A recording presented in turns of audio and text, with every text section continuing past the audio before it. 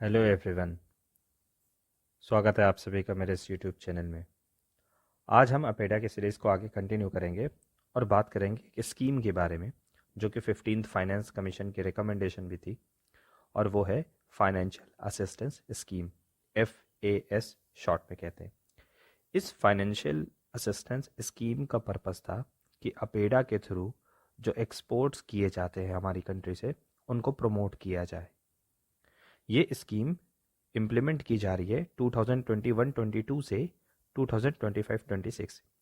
चूंकि ये साल 2026 है, तो इस साल तक के लिए रहेगी।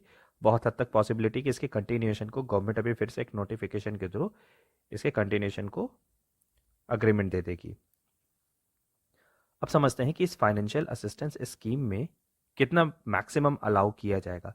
तो मैक्सिमम 500 लाख रुपीस तक गवर्नमेंट सपोर्ट करने का इरादा की है।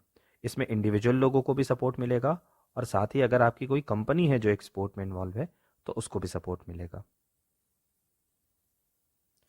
अगर इस स्कीम के ऑब्जेक्टिव के बारे में बात करें, तो एक तो ऑब्जेक्टिव इसका ये है कि जो हमारे यहाँ के एग्री एक्सपोर्टर्स हैं उनको कौन कौन से चैलेंजेस फेस करने पड़ रहे हैं, इसको समझा जा सके, इसलिए इस स्कीम को लाया गया था। दूसरा, इस स्कीम को इसलिए भी लाया गया था कि जो असिस्टेंस हमें करनी है इनकी एक्सपोर्टर्स की, ताकि वो इन चैलेंजेस को ओवरकम कर सके, उसकी कितनी ज़रूरत है, किस हद तक ज़रूरी है, और हम चाहते हैं कि वो इन चैलेंजेस को पूरी तरीके से नेविगेट कर जाए। और अपेडा का जो ऑब्जेक्टिव है, यानी कि इंडिया के एक्सपोर्ट्स को बढ़ाना, उस पर पूरी तरीके से इम्प्लीमेंट किया जा सके। ब्रॉडली अगर क्लासीफाई करें तो 3 एरियाज में असिस्टेंट प्रोवाइड करने का काम करता है। इसे याद करने का तरीका QIM से आप याद कर सकते हैं, जहां पर Q stands for quality, M stands for market and I stands for infrastructure. आप देख सकते हैं यहाँ पर एक्सपोर्ट इंफ्रास्ट्रक्चर फैसिलिटीज़ को बनाने के लिए ये स्कीम लेकर के आए गए थे, फाइनेंशियल असिस्टेंस स्कीम को। दूसरा, इंफ्रास्ट्रक्चर के लिए यानी कि क्वालिटी डेवलपमेंट के लिए। और तीसरा, मार्केट डेवलपमेंट के लिए इस स्कीम को लाया गया था। अब आइए उन्हीं एक एक पॉइंट्स को और डिटेल में देखते हैं। सबसे पहले इंफ्रास्ट्रक्चर के लिए क्या काम करेगा। देखिए, फाइनेंशियल असिस्टेंस स्कीम को जब लाया गया तो इस पर्पस के साथ लाया गया कि एक्सपोर्ट के इंफ्रास्ट्रक्चर को बढ़ाया जाए। अब एक्सपोर्ट का इंफ्रास्ट्रक्चर याद रखिएगा, फ्रेश प्रोड्यूस के लिए भी काम करता है।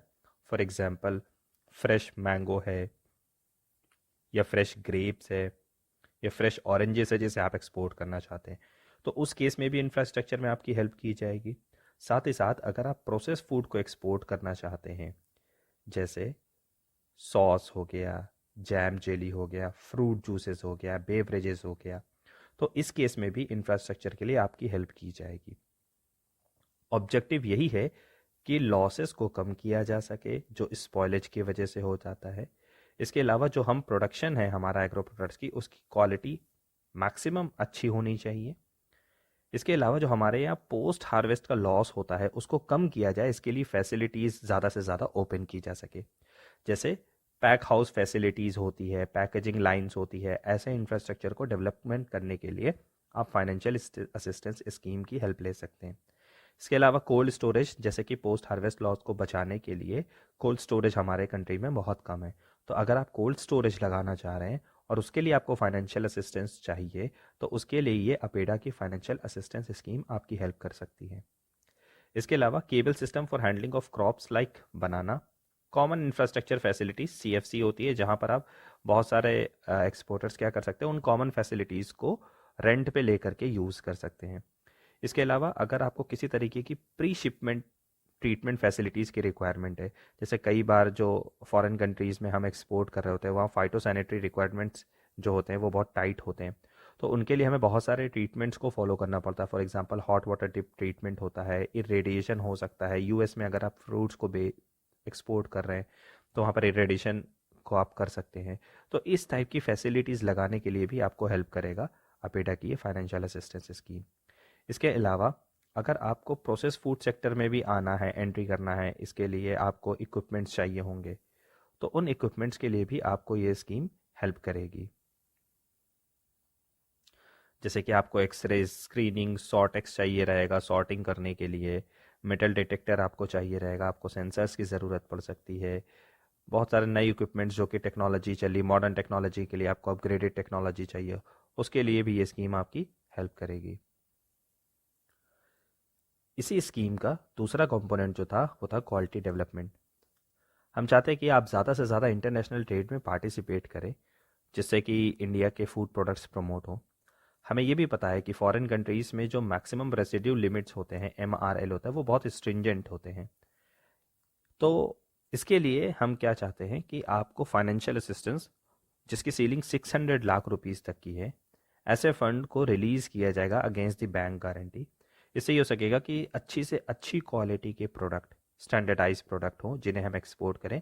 साथ ही एक ट्रेसिबिलिटी सिस्टम को भी डेवलप किया जाए जिससे हम अपने प्रोडक्ट्स को ट्रेस कर सकें। अब सवाल ये उठता है कि इस स्कीम का फ़ायदा कौन लोग ले सकते हैं। देखिए, जो सर्टिफिकेशन बॉडीज़ होती है NPOP के अंदर, वो इसका फ़ायदा ले सकती हैं।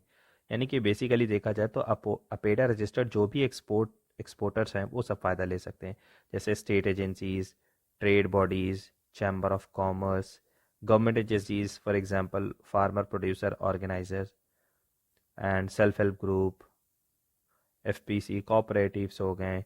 ध्यान देने वाली बात यह है कि इंडिविजुअल फार्मर भी इस स्कीम का फ़ायदा ले सकता है अगर वो एक रजिस्टर्ड एक्सपोर्टर है अपेडा के साथ। तो इसके अलावा लेबोरेटरीज भी, इसमें जो असिस्टेंट दी जाएगी वो 50% ऑफ द टोटल कॉस्ट दी जाएगी, सीलिंग टू 5 लाख रुपीज़ और 20 लाख पर सर्टिफिकेशन।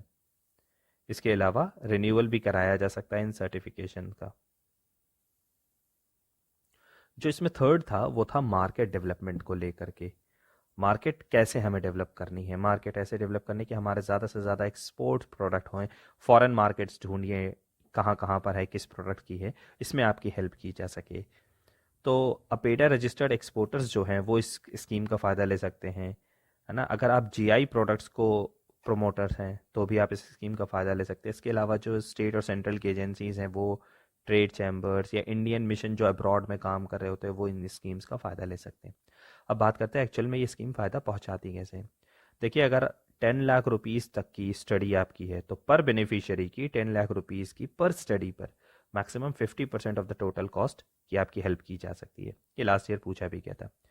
इसके अलावा अगर यही काम कोई गवर्नमेंट की एजेंसी कर रही है या कोई SC ST वेमेन बेनिफिशरीज कर रहे हैं, या नॉर्थ ईस्टर्न स्टेट से अगर आप आते हैं, या हिमालयन स्टेट से आते हैं, किसी यूनियन टेरिटरीज आइलैंड से आते हैं, या फिर आप किसी land lock state like Uttar Pradesh से आते हैं, तो आपको 10 लाख रुपीज़ की ही स्टडीज़ पर 75% तक का लोन असिस्टेंस दिया जाएगा। दैट मीन्स अगर आपका 10 लाख की स्टडी है तो आपको उसमें 7.5 लाख तक असिस्टेंस मिलेगा अगर आप इन सब रीजन से बिलोंग करते हैं तो। इसके अलावा अपेडा की तरफ से तो ये 100% है, यानी कि कोई अपेडा के खुद के लोग या अपेडा खुद से इन सब में अगर पार्टिसिपेट करना चाहती है तो उसके लिए ये चीज़ 100% फंडिंग रहेगी। तो आज के इस वीडियो में हम अपेडा के इस फाइनेंशियल असिस्टेंस स्कीम के बारे में ही डिस्कस करेंगे। अगले वीडियो में आएंगे हम फिर किसी अगले टॉपिक के साथ अपेडा से ही रिलेटेड। इस वीडियो को देखने के लिए आपका बहुत शुक्रिया। आप अपने दोस्तों के साथ इस वीडियो को शेयर कर सकते हैं, और वीडियो पसंद आई हो तो give it a thumb and don't forget to subscribe the channel if you are new. जय हिंद, जय भारत।